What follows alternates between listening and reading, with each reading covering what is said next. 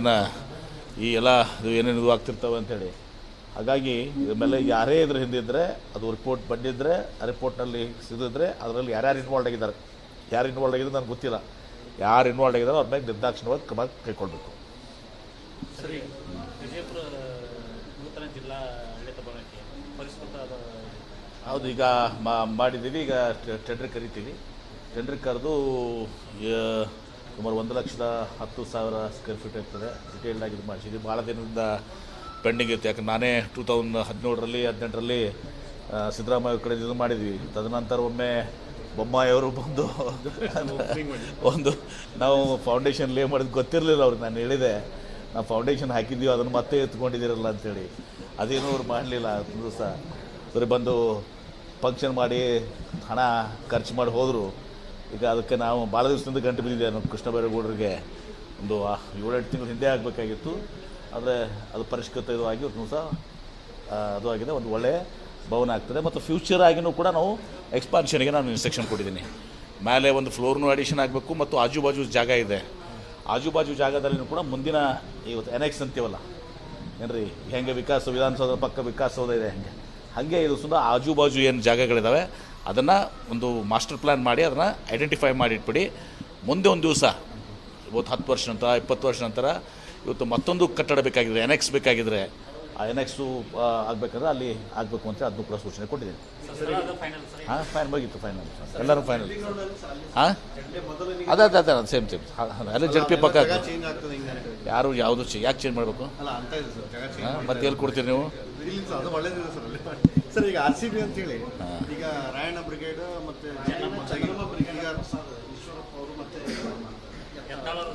ಮಾಡಿದವ್ರಿಗೆ ಕೇಳ್ರಿ, ನನಗೆ ಅಲ್ಲಲ್ಲ ಸರ್, ಇದೇನು ಮತ್ತೆ ಈಗ ಯಾಕಂದ್ರೆ ಒಂದು ಹಿಂದೆ ಶುರುವಾಯಿತು ಅದೇ ರೀತಿ ನಾನು ನೋ ಕಮೆಂಟ್ಸ್. ಮಾಡಿದವ್ರು ನಾನು ಮಾಡಿದವ್ರು ನಾನಾ? ಯಾರು ಮಾಡಿದ್ದಾರೆ ಏನು ನನಗೆ ಗೊತ್ತೂ ಇಲ್ಲ. ನೀವು ಮಾಡಿದಾರೆ ಅಂತ ಹೇಳ್ತಾರೆ, ಮಾಡಿದವ್ರಿಗೆ ಹೋಗಿ ಕೇಳಿ. ಸಿದ್ದರಾಮಯ್ಯ ಅವರು ಯಾವಾಗ ಸ್ವಾಭಾವಿಕವಾಗಿ ಇವತ್ತು ಊಹಿಸಲಾರ್ದಂಥ ಆಪಾದನೆಗಳು ಬರ್ತಾ ಇದ್ದಾವೆ. ಯಾರೂ ಊಹೆ ಕೂಡ ಮಾಡಿಲ್ಲ ಈ ರೀತಿ ಕೆಲವೊಂದು ಕೆಲಸಗಳ ಮಾಡಲಿಕ್ಕೆ ಸಾಧ್ಯ ಅದ ಅಂಥೇಳಿ.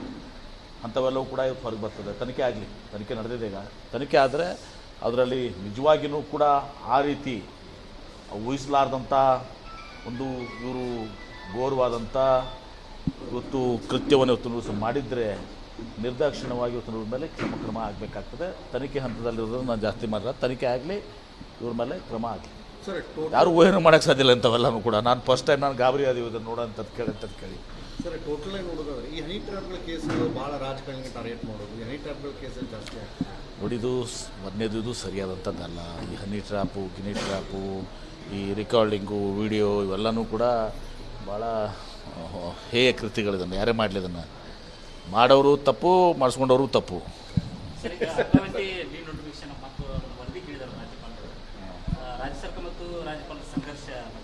ಅದು ರಾಜ್ಯಪಾಲರು ರಾಜ್ಯ ಸರ್ಕಾರದ ಜೊತೆ ಸಂಘರ್ಷದ ಪ್ರಶ್ನೆ ಬರೋದಲ್ಲ. ರಾಜ್ಯ ಸರ್ಕಾರ ಇವತ್ತು ತನ್ನ ಕೆಲಸಗಳನ್ನ, ದೈನಂದಿನ ಕೆಲಸಗಳನ್ನ ಮಾಡ್ತಿರ್ತದೆ. ಅಡ್ಮಿನಿಸ್ಟ್ರೇಟಿವ್ ಇದರಲ್ಲಿ ಇವತ್ತು ದಿವಸ ರಾಜ್ಯಪಾಲರು ಹಸ್ತಕ್ಷೇಪ ಮಾಡಬಾರ್ದು. ಇವತ್ತು ಯಾರೋ ಹೋಗ್ತಾರೆ, ನೀನು ಪೊಲೀಸ್ ಸ್ಟೇಷನ್ ಬಿಟ್ಟು ರಾಜಭವನ್ ಪೊಲೀಸ್ ಸ್ಟೇಷನ್ ಮಾಡಬೇಕಾಗ್ತದೆ.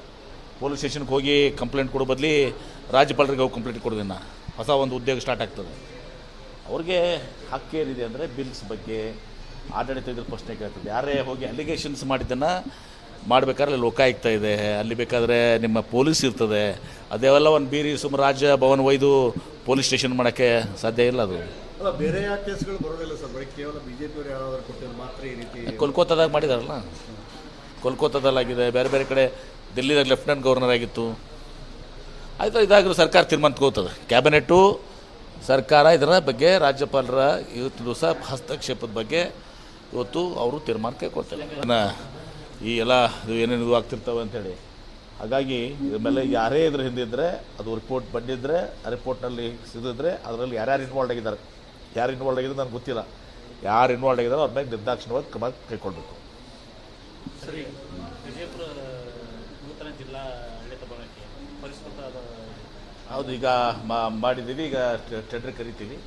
ಟೆಂಡರ್ ಕರೆದು ಸುಮಾರು 1,10,000 ಸ್ಕ್ವೇರ್ ಫೀಟ್ ಇರ್ತದೆ. ಡಿಟೇಲ್ಡ್ ಆಗಿ ಇದು ಮಾಡಿಸಿದ್ವಿ. ಭಾಳ ದಿನದಿಂದ ಪೆಂಡಿಂಗ್ ಇತ್ತು. ಯಾಕಂದ್ರೆ ನಾನೇ 2017ರಲ್ಲಿ 18ರಲ್ಲಿ ಸಿದ್ದರಾಮಯ್ಯ ಕಡೆ ಇದು ಮಾಡಿದ್ವಿ. ತದನಂತರ ಒಮ್ಮೆ ಬೊಮ್ಮಾಯಿಯವರು ಬಂದು ಒಂದು ನಾವು ಫೌಂಡೇಶನ್ ಲೇ ಮಾಡಿದ್ದು ಗೊತ್ತಿರಲಿಲ್ಲ ಅವ್ರಿಗೆ. ನಾನು ಹೇಳಿದೆ ನಾವು ಫೌಂಡೇಶನ್ ಹಾಕಿದ್ದೀವಿ ಅದನ್ನು ಮತ್ತೆ ಎತ್ಕೊಂಡಿದ್ದೀರಲ್ಲ ಅಂಥೇಳಿ.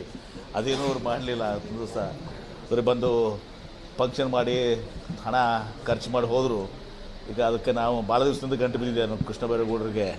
ಒಂದು 7-8 ತಿಂಗಳು ಹಿಂದೆ ಆಗಬೇಕಾಗಿತ್ತು. ಆದರೆ ಅದು ಪರಿಷ್ಕೃತ ಇದು ಆಗಿ ಒಂದು ಸಹ ಅದು ಆಗಿದೆ. ಒಂದು ಒಳ್ಳೆಯ ಭವನ ಆಗ್ತದೆ. ಮತ್ತು ಫ್ಯೂಚರ್ ಆಗಿನೂ ಕೂಡ ನಾವು ಎಕ್ಸ್ಪಾನ್ಷನ್ಗೆ ನಾನು ಇನ್ಸ್ಟ್ರಕ್ಷನ್ ಕೊಟ್ಟಿದ್ದೀನಿ. ಮೇಲೆ ಒಂದು ಫ್ಲೋರ್ನೂ ಅಡಿಷನ್ ಆಗಬೇಕು ಮತ್ತು ಆಜು ಜಾಗ ಇದೆ. ಆಜು ಜಾಗದಲ್ಲಿನೂ ಕೂಡ ಮುಂದಿನ ಇವತ್ತು ಎನೆಕ್ಸ್ ಅಂತೀವಲ್ಲ ಏನ್ರಿ, ಹೆಂಗೆ ವಿಧಾನಸೌಧ ಪಕ್ಕ ವಿಕಾಸಸೌಧ ಇದೆ ಹಾಗೆ ಇದು ಸುಂದರ ಆಜು ಏನು ಜಾಗಗಳಿದ್ದಾವೆ ಅದನ್ನು ಒಂದು ಮಾಸ್ಟರ್ ಪ್ಲ್ಯಾನ್ ಮಾಡಿ ಅದನ್ನು ಐಡೆಂಟಿಫೈ ಮಾಡಿ ಇಟ್ಬಿಡಿ.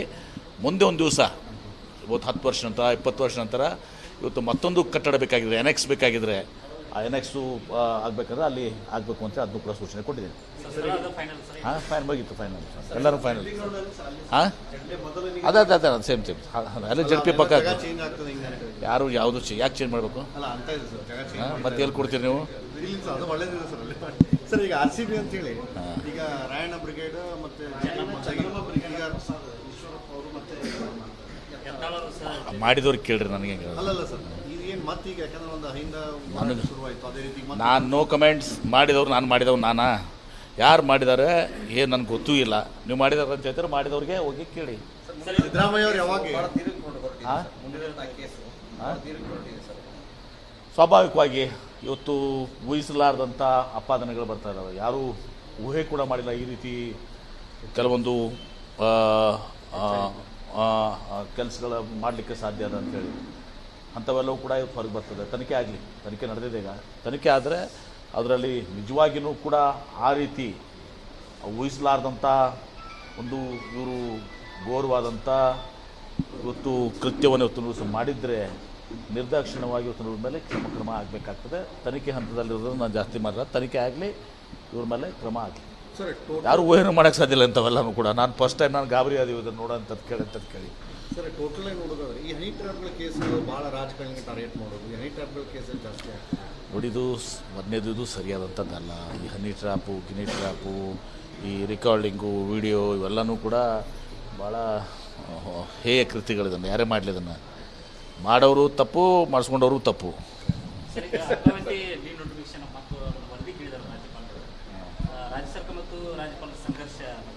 ಅದು ರಾಜ್ಯಪಾಲರು ರಾಜ್ಯ ಸರ್ಕಾರದ ಜೊತೆ ಸಂಘರ್ಷದ ಪ್ರಶ್ನೆ ಬರೋದಲ್ಲ. ರಾಜ್ಯ ಸರ್ಕಾರ ಇವತ್ತು ತನ್ನ ಕೆಲಸಗಳನ್ನ ದೈನಂದಿನ ಕೆಲಸಗಳನ್ನ ಮಾಡ್ತಿರ್ತದೆ.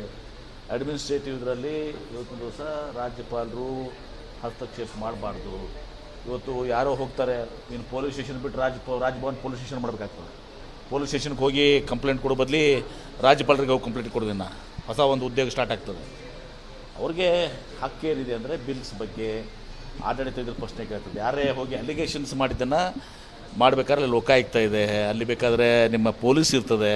ಅದೆಲ್ಲ ಒಂದು ಬೀರಿ ಸುಮ್ಮನೆ ರಾಜಭವನ ಒಯ್ದು ಪೊಲೀಸ್ ಸ್ಟೇಷನ್ ಮಾಡೋಕ್ಕೆ ಸಾಧ್ಯ ಇಲ್ಲ. ಅದು ಬೇರೆ ಯಾವ ಕೇಸ್ಗಳು ಬರೋದಿಲ್ಲ ಸರ್, ಬರೀ ಕೇವಲ BJP ಯಾರಾದರೂ ಕೊಟ್ಟಿದ್ದು ಮಾತ್ರ ಈ ರೀತಿ. ಕೋಲ್ಕತ್ತಾದಾಗ ಮಾಡಿದಾರಲ್ಲ, ಕೋಲ್ಕತ್ತಾದಲ್ಲಾಗಿದೆ, ಬೇರೆ ಬೇರೆ ಕಡೆ ದಿಲ್ಲಿದಾಗ ಲೆಫ್ಟಿನೆಂಟ್ ಗವರ್ನರ್ ಆಗಿತ್ತು.